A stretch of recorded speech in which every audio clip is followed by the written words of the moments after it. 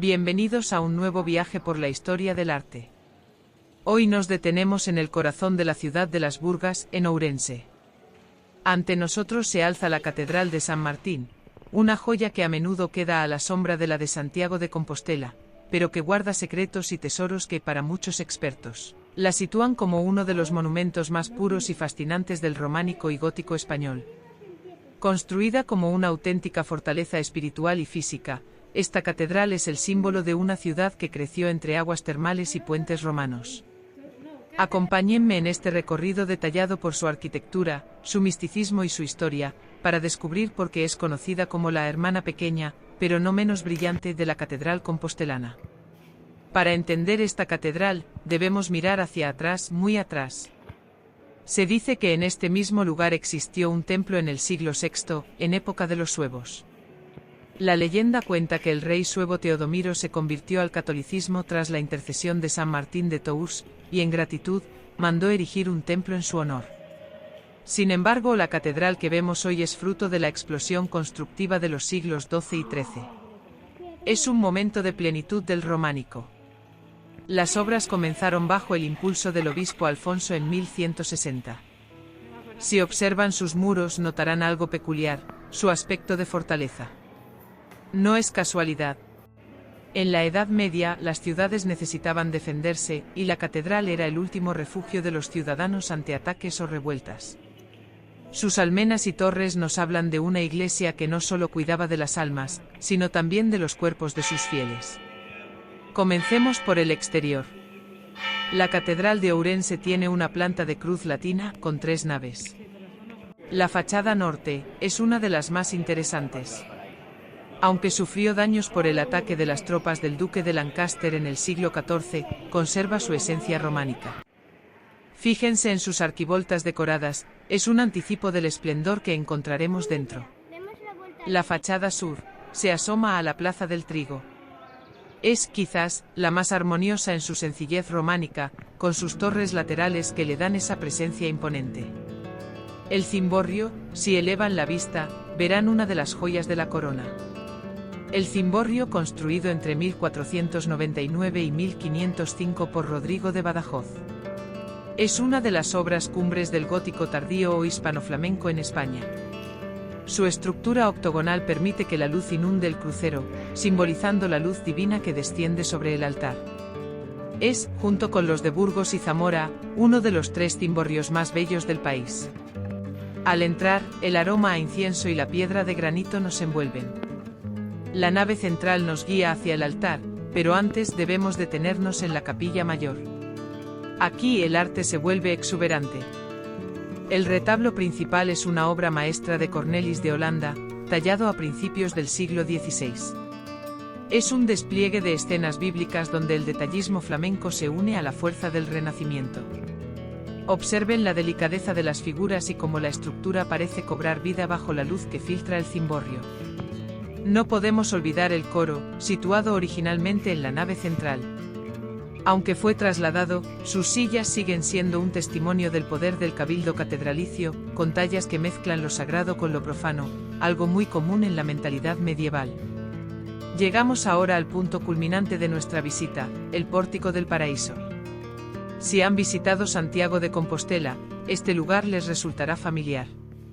Construido en el siglo XIII, sigue el esquema del Pórtico de la Gloria del maestro Mateo. Sin embargo, el de Ourense tiene una característica que lo hace único: conserva gran parte de su policromía original de los siglos XVII y XVIII.